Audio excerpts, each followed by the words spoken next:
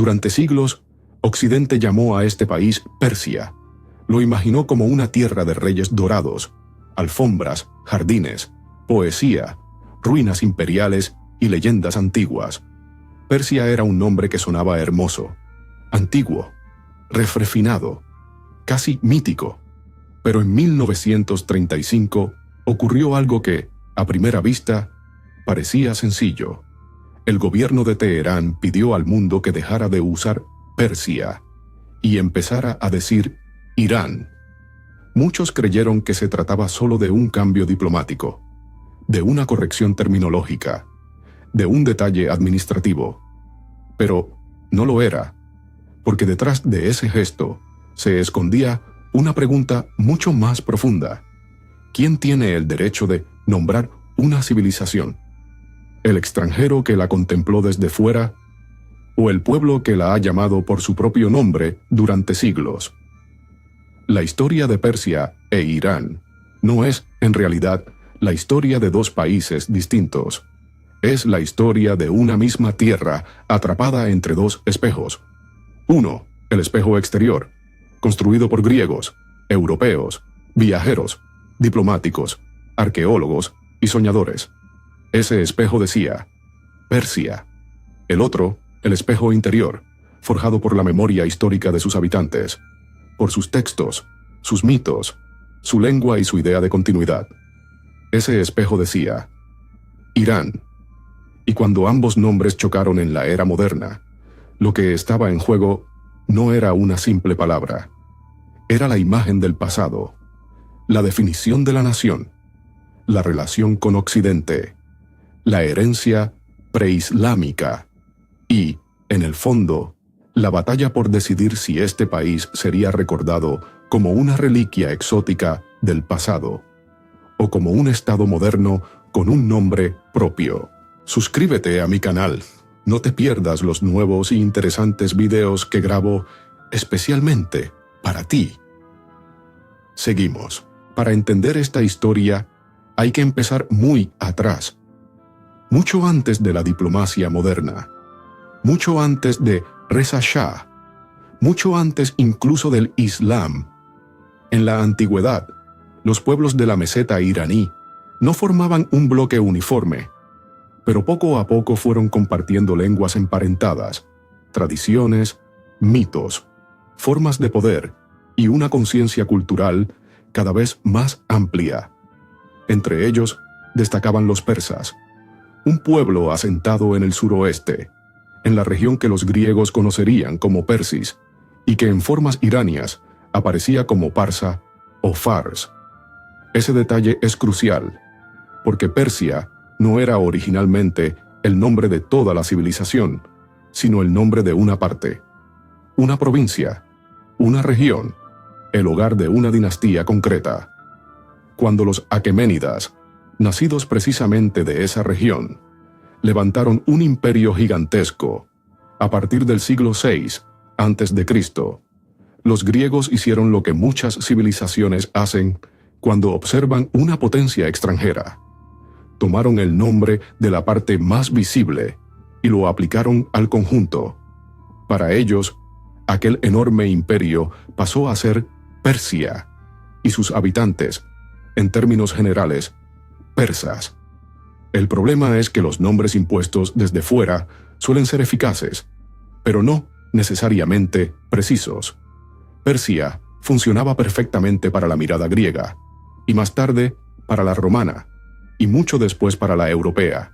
Era elegante, memorable, clásica, pero no describía toda la complejidad de la tierra que nombraba, porque aquel mundo no era solo Persis, era Media, Partia, Elam, Bactria, Khorasán, las montañas, los desiertos, las ciudades imperiales, las tierras de frontera, los pueblos iranios y no iranios integrados en una civilización mucho más amplia.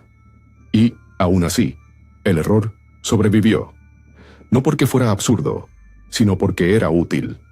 Grecia transmitió Persia al imaginario occidental. Roma lo heredó. Europa lo consagró.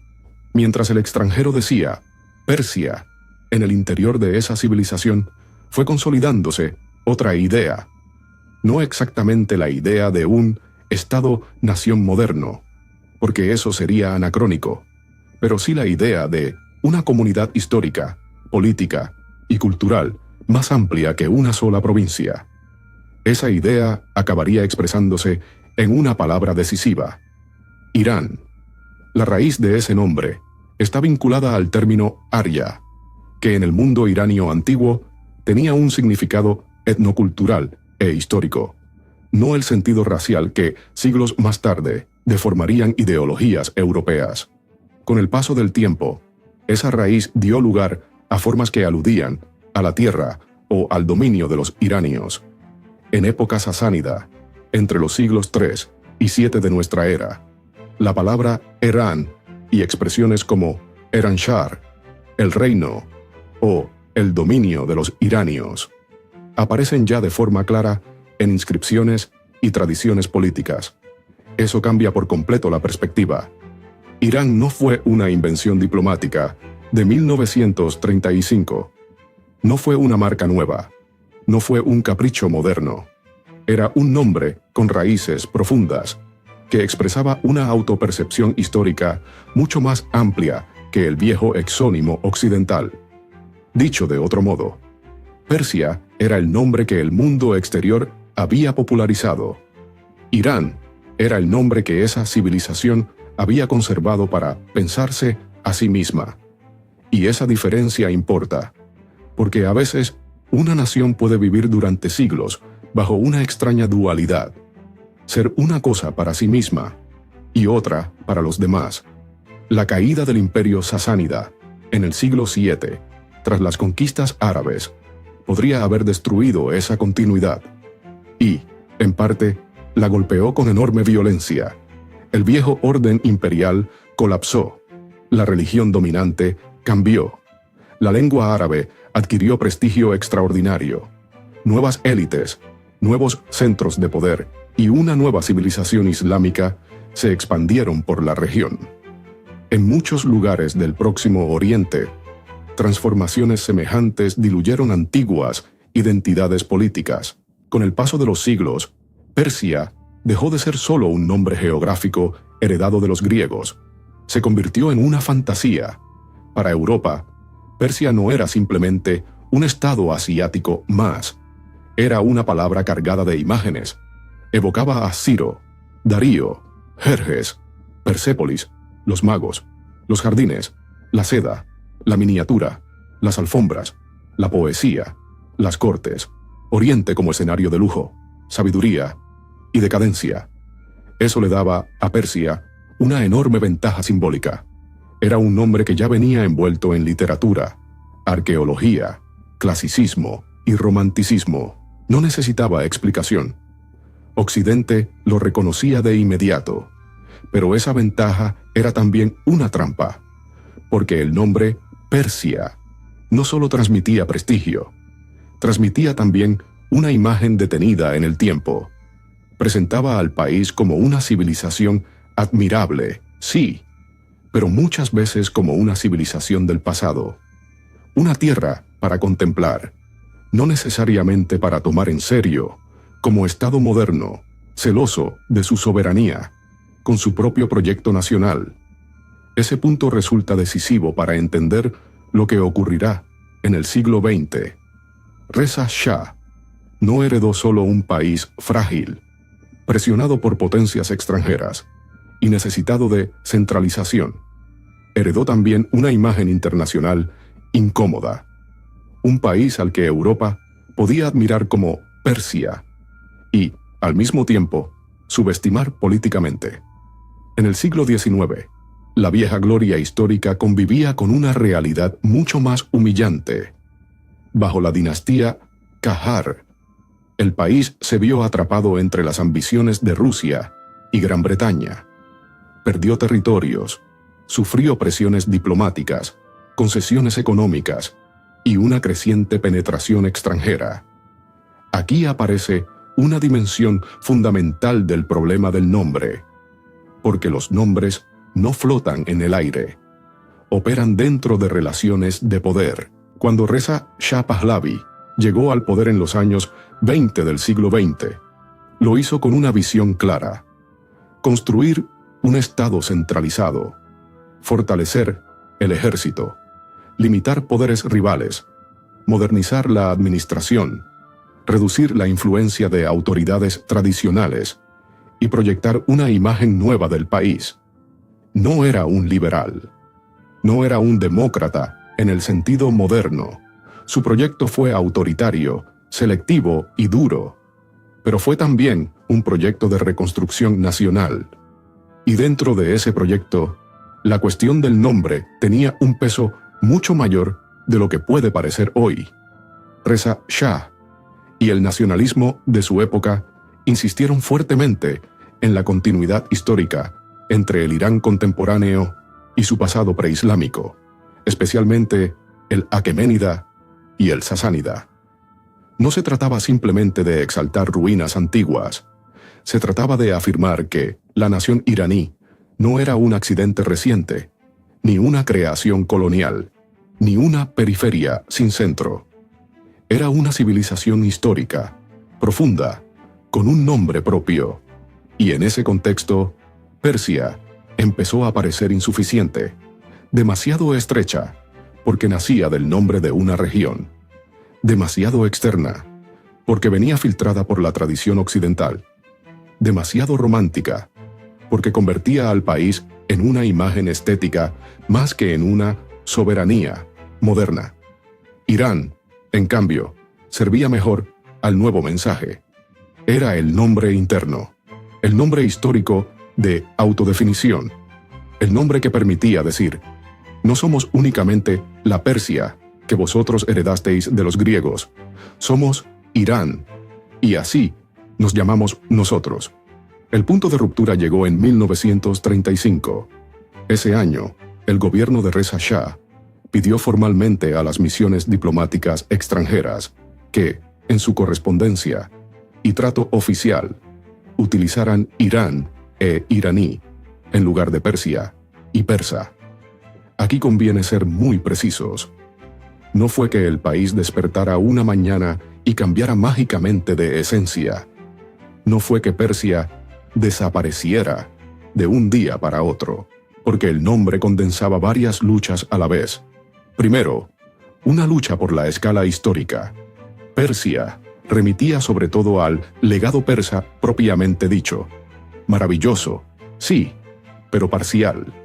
Irán permitía abarcar una historia más amplia, que incluía no solo a los persas de Pars, sino a un mundo iranio más extenso, con múltiples regiones, dinastías, tradiciones y capas de continuidad. Segundo, una lucha por la soberanía cultural. Un país que había sufrido durante más de un siglo presiones extranjeras no quería seguir siendo definido por el vocabulario heredado de los observadores foráneos. Pedir al mundo que usara Irán era, en cierto modo, decirle al mundo: no hablaréis de nosotros solo con vuestros propios mapas mentales. Tercero, una lucha por la modernidad. Reza Shah no quería que el país apareciera como una belleza antigua, hermosa, pero pasiva. Quería presentarlo como una nación moderna, capaz de disciplina estatal, reforma institucional y afirmación internacional. Irán sonaba menos arqueológico, menos orientalista, más político. Y cuarto, una lucha por el relato interno. El nuevo nombre oficial fortalecía una narrativa nacional que conectaba al Estado moderno con una continuidad mucho más profunda, una continuidad que el nacionalismo pahlaví resaltó con fuerza, aunque muchas veces de forma selectiva y politizada. Y, sin embargo, aquí aparece la paradoja más interesante de todas. Aunque en 1935 el uso oficial internacional cambió, Persia no desapareció. No podía desaparecer, porque Persia ya no era solo un nombre diplomático, era una civilización estética, una memoria cultural, un imaginario global. Los poemas de Hafez, Saadi, Rumi, aunque este último exceda cualquier encasillamiento nacional sencillo, la miniatura, la alfombra, las cortes, los jardines, la imaginería aqueménida, las ruinas de Persépolis, la épica del Shahnameh. Todo eso siguió circulando en el mundo bajo la etiqueta de Persia o persa. Y eso producía una tensión inevitable. Aquí es donde la historia se vuelve realmente fascinante, porque la decisión de 1935 no resolvió el problema, solo lo hizo visible. Desde la perspectiva del Estado iraní, Irán era más correcto, más propio, más soberano. Desde la perspectiva de muchas audiencias extranjeras, Persia seguía siendo más familiar, más elegante, más prestigioso culturalmente. Y así, la misma nación quedó dividida en el imaginario global. Por un lado, Irán, el país contemporáneo, el Estado, la política, la actualidad. Por otro, Persia, la civilización, el arte, la nostalgia, la grandeza histórica. Pero esa división es engañosa, porque sugiere que Persia pertenece al pasado e Irán al presente, como si fueran entidades separadas, y no lo son. Persia es una forma histórica, parcial y exterior de nombrar a Irán. Irán es la forma más amplia, interna y políticamente afirmada de nombrar a la misma continuidad civilizatoria. Dicho de manera más simple, Persia no se convirtió en Irán porque una cosa muriera y naciera otra. Persia se convirtió en Irán porque el mundo exterior fue obligado, al menos en lo oficial, a abandonar un nombre heredado desde fuera y reconocer el nombre que la propia nación reclamaba para sí. A lo largo del siglo XX, las dos palabras siguieron conviviendo, a veces en paz, a veces en tensión. En contextos políticos, Irán se consolidó como nombre indiscutible del Estado. En contextos culturales, históricos o artísticos, Persia siguió siendo enormemente poderosa, y de algún modo ambas cumplían funciones distintas. Irán servía para la soberanía, la diplomacia, la ciudadanía, la política moderna. Persia servía para la memoria cultural, para el pasado imperial, para la gran herencia literaria, para la estética que el mundo ya había aprendido a admirar. Sin embargo, esta coexistencia nunca ha sido completamente neutral, porque a veces decir Persia puede expresar admiración sincera por una gran civilización. La respuesta más rigurosa es también la más incómoda. Depende del nivel del que estemos hablando. Si hablamos del Estado contemporáneo, el nombre correcto es Irán. Ese es el nombre oficial, el nombre que la propia nación reivindicó en la esfera internacional, el nombre arraigado en su tradición histórica interna.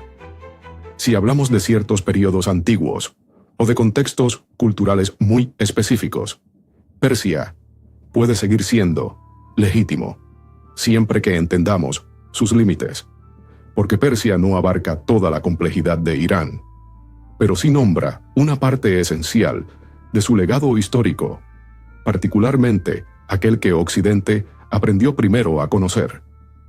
El verdadero error no está en usar una palabra u otra con cuidado. El error está en creer que son sinónimos perfectos. No lo son. Tampoco son enemigos absolutos.